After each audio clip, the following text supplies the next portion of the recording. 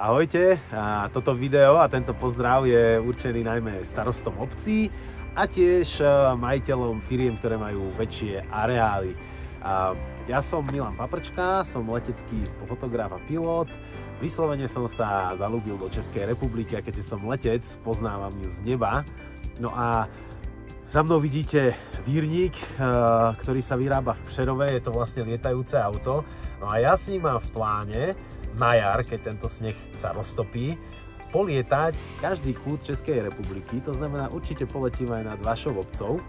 No a na bruchu toho vírnika je umiestnená 360 stupňová kamera, ktorou budem všetko snímať.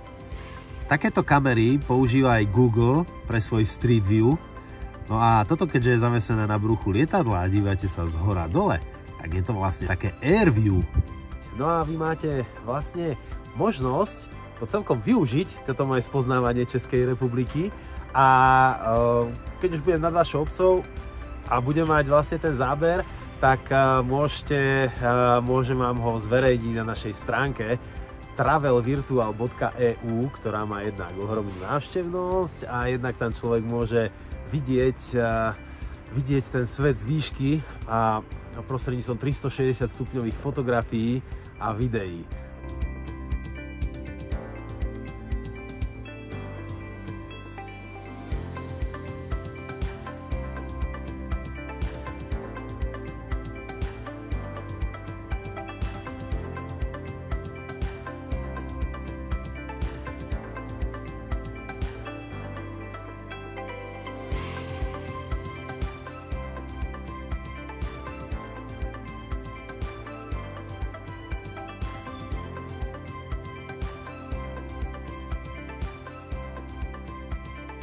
Takže teším sa na lietanie nad vami, teším sa na jar.